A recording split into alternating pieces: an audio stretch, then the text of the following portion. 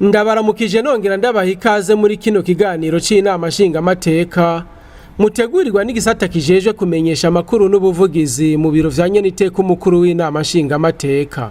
Muri kino kiganiro turagaruka ku bikorwa bitandukanye vy'Inama Nshingamateka, aho tuza kugaruka ku cegeranyo cashikirijwe n'umugwi wo kumenya ukuri no kunywanisha abarundi severe mu ngoro y'amakoraniro mu Kigobe, ingendo z'abagize ibiro vy'Inama Nshingamateka mu ntara zitandukanye hamwe n'ibindi. Ndasubiye kubaha ikaze. Ukuri kurababaza kandi kuraremesha, vyongeye ukuri n'umuturura ariko abarundi babwirizwa kuwunwa kugira bakire, gutya bashingiye ku bwicanyi yakozwe mu Burundi ntazosubire kwibonekeza, kanatsinda uja gukira indwara arayirata. Ivyo vyashikirijwe ku munsi wa mbere igenekerezo rya 18 Nyakanga umwaka wa 2023 n'umukuru w'umugwi ujejwe ukuri no kunywanisha abarundi severe, Ambasaderi Pierre Claver Ndayicariye, aho yari kashikiriza imbere y'Inama Nshingamateka na Nkenguzamateka zikoranye icegeranyo c'ibikorwa vyaranguwe n'uwo mugwi arongoye mu kiringo c'imyaka 4 kuva mu mwaka wa 2018 gushika mu mwaka wa 2022. Ivyo bikorwa bikaba vyerekeye amabi n'ubwicanyi bw'agahomera munwa vyakozwe kuva muri Ruhuhu mu mwaka w'1885 ku muzo w'abakoroni gushika kuri Republika ya mbere yatwagwa na Perezida Michel Micombero, aho mu kiringo co mu mwaka w'1972 ushira umwaka w'1973 habayeho nyabwoko ry'abahutu. Ikiganiro cerekana ivyo wakuye mu matohoza yagizwe muri uyo mwaka w'2021. Uno munsi naho uwo mugwi uramutse ubashikiriza ivyo wakoze mu kiringo cose c'imyaka 4 iheze kiva ku munsi w'igerekezo rya 3 Kigarama 2018 kigashika muri Kigarama 2022. Nk'uko umugwi wari wabibashikirije namwe mukavyemeza mu mwaka igenekerezo rya 20 Kigarama 2021, nuno munsi ijambo ni ryarindi ihonyabwoko ryarakorewe abarundi bo mu bwoko bw'abahutu b'i Burundi mu mwaka w'1972 1973. Kuri uyu munsi uri hejuru tuje kubereka ingene ako kabi kabishe gafise imizi kure kuva ku ntwaro z'imbere y'umuzo w'abanyamahanga, ariko cane cane vyari monogoje ku ntwaro ya Republika ya mbere. Umugwi severe urerekana wishimikije amatohoza wakoze kw'inzego zari zirongoye igihugu mu myaka 1960, 1970, ariko cane cane muri iyo myaka 2 72 73 arizo zataye igihugu mu manga. Ni naco gituma muri iki cegeranyo umugwi severe ushikirije uno munsi winjira mu vya kera ivy'imbere ya 72 na 73, ukerekana ingene wasesanguye n'ivyo watoye kubiraba amakuba Uburundi bwaciyemo mu 71, mu 69, mu 65, mu 64, mu 1962 no mu 1961. Ico cegeranyo cashikirijwe kirerekana ko abakoroni aribo bazanye indyane z'amoko zahavuye zishika ubwicanyi butagira izina bwakozwe n'ubutegetsi bwari buhari muri ivyo bihe vyavuzwe. Ivyo bigashimangirwa mw'ireresi yashizwe ahabona n'uwo mugwi, aho abo bakoroni bapima amazuru bene Burundi kugira babacemwo imigwi, abahutu, abatutsi n'abatwa, ko abatutsi aribo babereye gutwara, abahutu nabo bagacinyizwa. Inyuma yaho hakabiho nyabwoko ry'abahutu, harapfa n'izindi nzirakarengane. Umukuru w'umugwi arashikiriza neza ko habaye urubanza kw'igenekerezo rya 28 Ndamukiza muri uyu mwaka w'2023 rukuraho izina bamenja ku babonye amakuba mu mwaka w'igihumbi kimwe n'amajana 972. Aha asigura neza ko atamanza zigeze ziba ico bita jugement du 6 mai 1972 mu rurimi rw'igifaransa nk'uko vyavugwa ico gihe, agasigura ko izo manza zitwa ko zakorwa n'ubucamanza bwa gisirikare Conseil de guerre rwari uruhendo zitigeze zibaho, ahubwo yari amayeri yo kugira bica abantu, hagize abanyamahanga bo bazi impamvu vyabaye vyitwe ko hishwe abantu bafise ivyo bagirizwa ariko atari ukuri namba. Conseil de guerre y'Igitega yari irongowe n'umwe twita commandant en second wa compagnie commando y'Igitega ntabiriho Onesphore.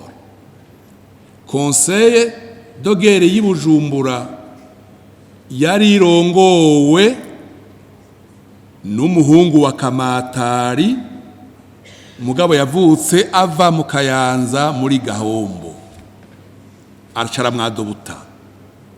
Nshaka kuvuga iki? Nshaka kuvuga yuko nk'Ibujumbura Conseil de guerre arimwo Bagaza, Conseil de guerre y'Ibujumbura arimwo Kazatsa, greffier yitwa Kabunda Gregoire acariho, officier du ministère public yitwa Bizi Ndavyi, izina mwene iryo. Ivyo biranditswe turabifise. Igitega harimo abitwa ba Cishayo Gerard, Igitega harimo abitwa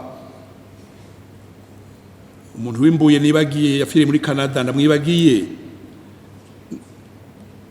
ego Jeremy Ntacomaze n'abandi. Izo archive turazifise. Conseil de guerre do Bujumbura, Conseil de guerre do Gitega, nizimanza rero Cour suprême yagize cassation ikagira annulation kubera ubwambere zitabaye, kubera zisha abantu zibaziza ubusa kandi bose bakabita bamenja. Muri urwo rubanza harimo n'ijambo ryitwa gukura izina ry'ubumenja kubishwe n'abana babo n'ibindi tuzosoma mu minsi iza, kuko kopi y'iyo jugement bagiye kwiduha mu minsi mikeya. Ku vyagiye birashikirizwa vyose n'abanyakubahwa abashingamateka n'abakenguza amateka. Nyeniteka umukuru w'inama nshingamateka na nkenguza amateka barasavye ko ivyabaye mu Burundi bitosubira, ahubwo igikuru ari ugusaba no gutanga imbabazi ku vyabaye vyose kugira Uburundi bukire, abantu baruhuke mu mitima. Aha barasaba bari hanze y'igihugu bagirwa n'amabi bakoze kuza mu gihugu gusaba imbabazi. Basavye kandi ko itegeko rigenga umugwi severe ryosubirwamwo kugira uwo mugushikira amabanga yo gusubiza abanyazwe ivyabo, kuko nubwo umuntu yotanga ikigongwe kuwa munyaze ataramusubiza utwiwe nawe ntatekana. Icagiye cica igihugu cyacu Burundi hagiye haba la globalisation. Nkibaza yuko ubwo ntibwo babaye ubutungane, umwana akomoka ku muvyeyi yakoze ubwicanyi, sinibaza yuko twoca n'uwo mwana by'ukuri tumuhohotera ngo tumwite karomwicanyi.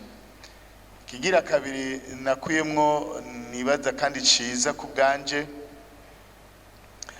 nuko hoba by'ukuri kugura imitima abantu bagasaba imbabazi kandi bakazitanga, ariko kandi kubanse gusaba imbabazi hakaba kugurura umuryango w'ubutungane. Twese dukunda Burundi, dukunda Abarundi, twifuza yuko Abarundi twunga ubumwe ataragahemo, ubumwe bufatiye no kuvyo twabayemwo, kugira ngo byose tubisangire kandi tubikuremwo isomo, tubikuremwo icigwa. Birababaje cyane vyabaye.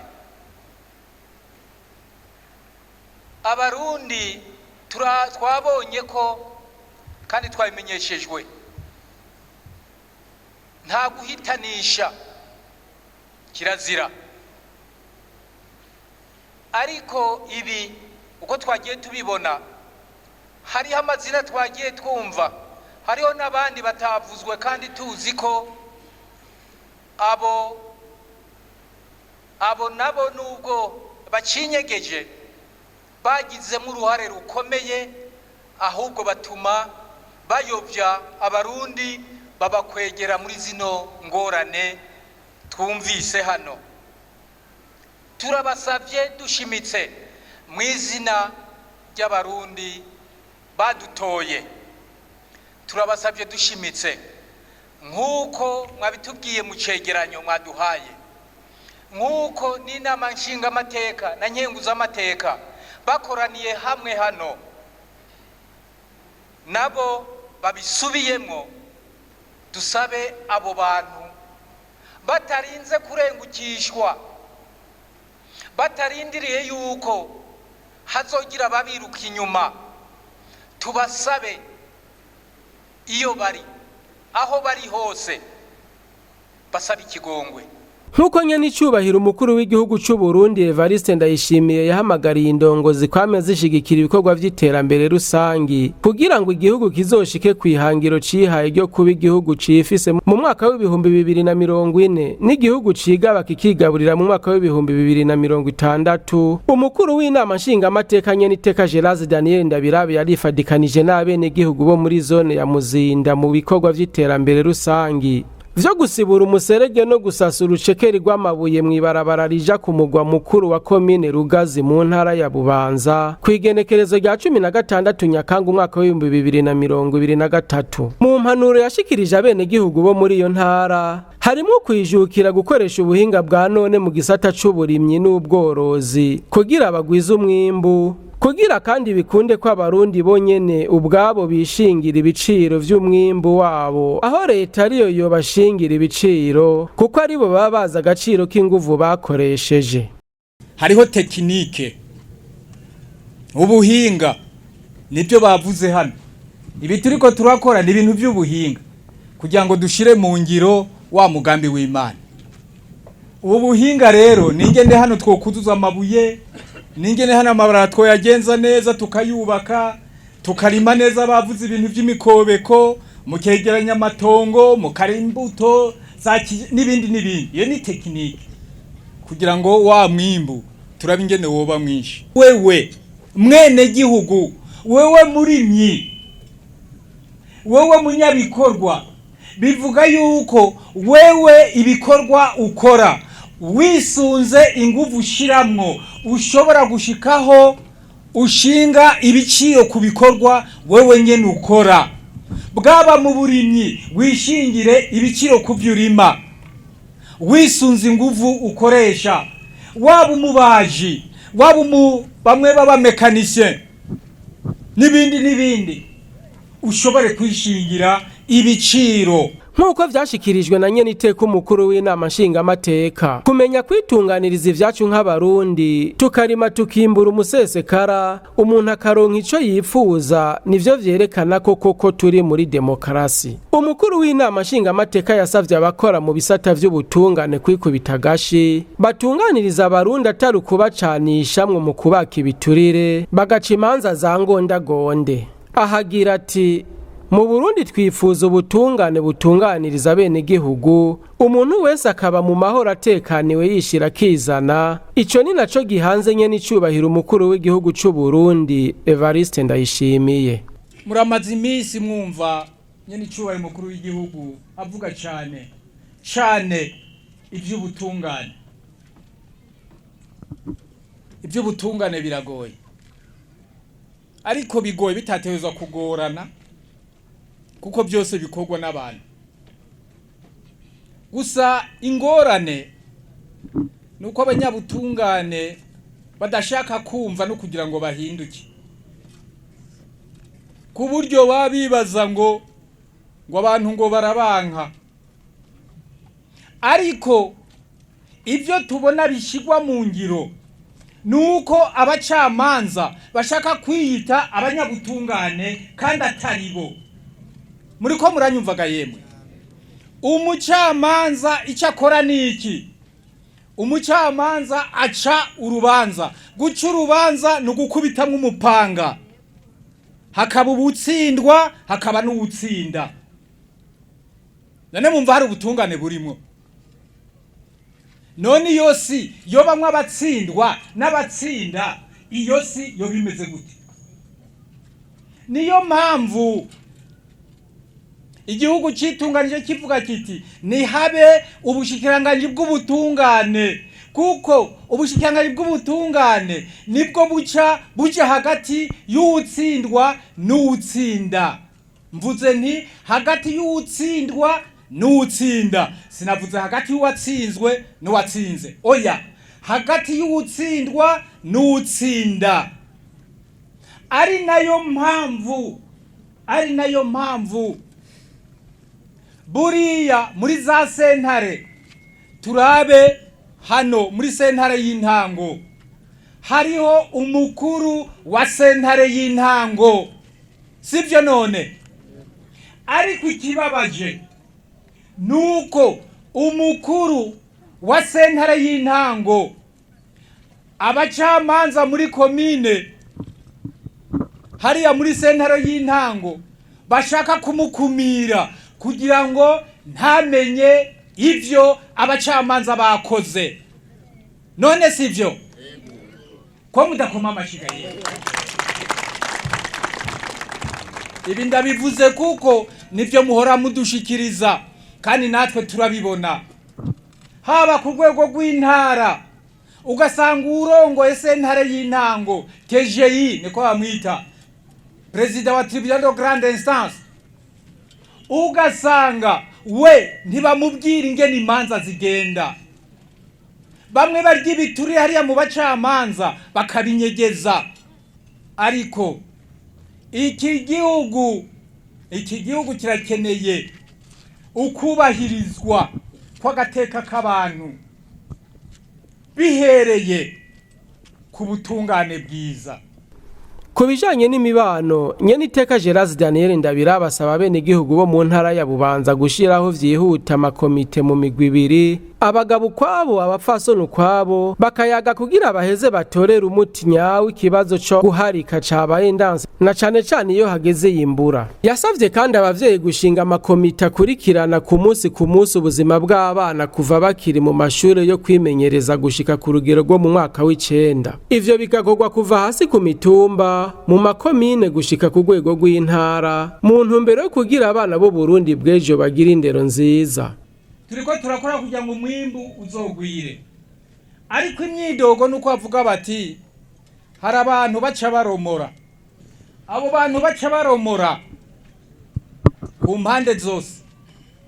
Ico ndabasavye, navuze nsubiyemo ndabibukije, navuze nti abakenyezi murabe, abakenyezi mu ntara yose murondere abakenyezi bavyumva, abakenyezi bakerebutse, abakenyezi mubona ko bashobora kubavugira ukuri, kubashikiriza ukuri. Abo bakenyezi bakora inama bonyene. Murumva muzoba mwabatumye mubaha ivyiyumviro kuri ico kibazo c'uguharika, ku kibazo c'uguharika. Mbe mwobigenza gute? Mubazanye hagati yanyu, mwebwe abakenyezi mwitwa ko mubona kure muri ino ntara. Noneho mumaze kuronka inyishu ku ruhande naho rw'abagabo, batora abagabo babona koko bashobora kubavugira neza, bumva ikibazo, batarya umunwa kandi badahengama. Nabo baje hamwe, bagira umugwi, bagende bakora inama ku kibazo c'uguharika. Iyo mirwi ibiri tubasabe ntibazovuge bahengama canke ngo babera abana bariya, oya, baze bavuge batarya umunwa. Bamwe bose barabe mbega hokorwa iki kugira ngo ico kibazo c'uguharika kigende kigabanuka kugeza aho covaho burundu. Ku ruhande rw'abagabo biyumvire, ku ruhande rw'abakenyezi biyumvire. izo mpande zibiri zimaze guheza kwiyumvira zizoce zihura ku ruhande rw'abakene no ku ruhande rw'abagabo bahure bamwe nyene bitwa ko bize bya bintu bahure noneho baganire barabe ico boshika ko kizima muri ko muratumva barabe ico boshika ko kizima bumvikanye ko ku bijanye n'umutekano yasavye abenegihugu ba Bubanza muri rusangi kuba maso narigiye ubutosora ifuku yamizamwo akatsi. Ivyo bikorwa vy'iterambere rusangi bikaba vyari vyitabwe n'abashingamateka n'abakenguza amateka batowe muri iyo ntara ya Bubanza, buramatari, abajeje intwaro, eka n'imvukira zirangurira imirimo yazo ahandi.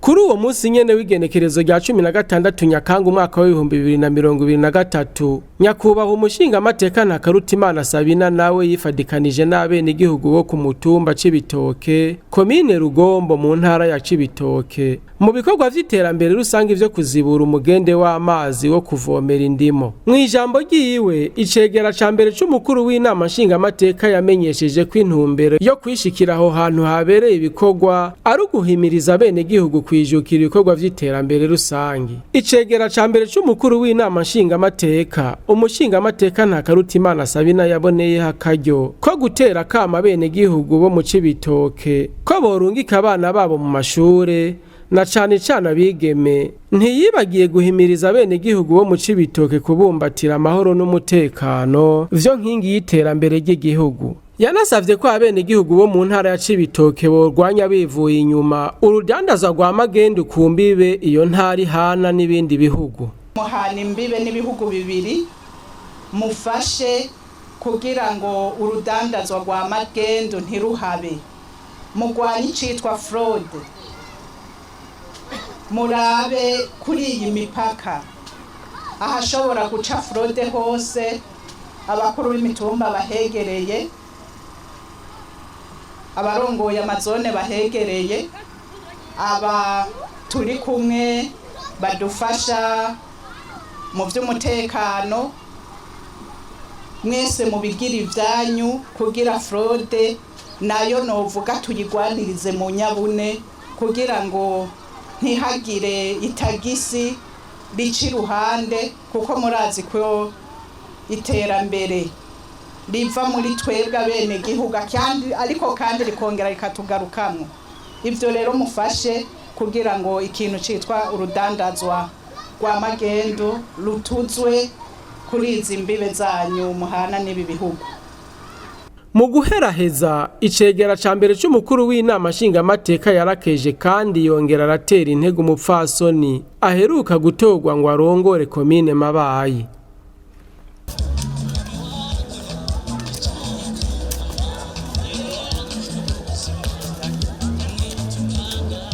Nta mahasaba mu burongozi umutegetsi atwara n'umwe. Ako nakagohe icegera ca kabiri c'umukuru w'inama nshingamateka yavuniye abenegihugu bo mu ntara ya Karusi ku munsi wa gatandatu igenekerezo rya 16 Nyakanga umwaka wa 2023 inyuma y'ibikorwa vy'iterambere rusangi yakoreye ku mugwa mukuru w'intara ya Karusi ahariko harubakwa ikibuga c'inkino ku rwego rw'intara. Kuvanga ibeto no kuyitwara hariko haduzwa inkingi n'umushinge w'ubwugamo bugira kabiri. Umushingamateka Abeli Gashatsi yabikoze muri ya ntumbero yo kwitabira kamo katewe na nyene icubahiro umukuru w'igihugu atumirira indongozi kwama biyegereza abenegihugu buri wa gatandatu. Umushingamateka Abeli Gashatsi yarahanuye abenegihugu bo mu ntara ya Karusi muri rusangi kubumbatira amahoro n'umutekano. Iyo mpanura akaba yayitanze afatiye kuri bino bihe igihugu gitera cegereza itunganywa ry'amatora y'abashingamateka mu mwaka w'2025 aho hashobora kwibonekeza abikikamukiza bagaca inyuma y'uburongozi bivugira yamuhe ati murabamirire kure. Hari aho duca hamwe ugasanga babonye buramatari, hari undi buramatari ari hari paripanga kugira ngo kubitekerera ivyo bintu ngahe karose ntibikavuga. Uda mutegesi mwahawe itajejwe cyose bira kwishe mtozone Mr. umukuru w'umutumba igamanda yaronse nimuyubahirize kuko yayihawe na mwebwe ayihabwa n'Imana. Ejo ni yahabwa nawe uzoshikirwa mugabo nta mahasabaho abiri umutegetsi murabizi hagiye kwa mahasa ingorane. Nicyo gituma mubashigikira mubahanure mubashigikiza ibikorwa nabo bababera abavyeyi. Umukuru w'umutumba nuko yita umukuru w'umutumba ngurara utazi canke mu gitondo ingeni wawe haramutse hama muzibire mutungere inkozi z'ikibi iyo zoturuka hose kugira ngo zidusubize inyuma.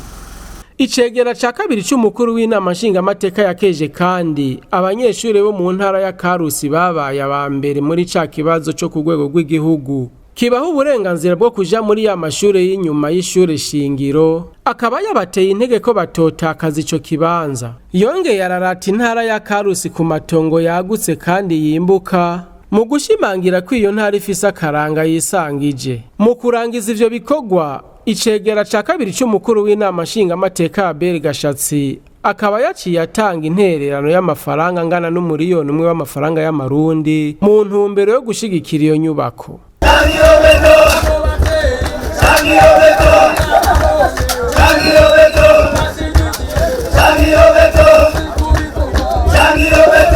Nk'uko abarundi bashize Imana imbere haba no mwibwirizwa shingiro, nyaniteka umukuru w'inama nshingamateka yarifadikanije n'abakristo bo mu rushengero rya Israeli ryo mu gisagara ca Bujumbura mu gisabisho cyo kuri uyu w'Imana igenekerezo rya 17 Nyakanga umwaka w'2023. Amajambo y'urufatiro y'uwo munsi yarayo mu gitabo cyo gusubira mu vyagezwe igice ca 28 kuva ku karongo ka mbere gushika ku ka 13, igitabo ca mbere c'ivyo ku ngoma igice ca 28 kuva ku karongo ka 5 gushika ku karongo k'10, hamwe n'icete ca kabiri Paulo yandikiye Timoteyo igice ca kabiri kuva ku karongo ka 4 gushika ku karongo k'8, aho intumwa Vitali Nzubahimana yabwiye abaraho yuko ingorane abantu bagira akenshi ziba zibavuyeko, nk'uko iryo jambo ry'Imana ribivuga ko nibumvira Uhoraho bazoronka imihezagiro, ariko nibatamwumvira bazobona imivumo. Nyaniteka Geraze Daniel Ndabirawe mu gushimangira inyigisho z'uwo munsi yagarutse ku rwego rw'abacamanza, aho yabahamagariye kwisubirako mu guca imanza zitunganiriza bose bavavanure no guca izangondagonde, nk'uko Sebarundi yabigarutse ku igihe cyo kugurura umwaka w'ubutungane, kuko kugigiturire baba bibagiye ko bariko bacinyiza uwundi mugwi w'abenegihugu bari biteze gutunganirizwa. Ati igihe cyo guhinduka ni ikinyene. Aha akaba ariho dusozereye ikiganiro c'uno munsi. Turabashimiye mwebwe mwese mwagikurikiranye, naho ubutaha.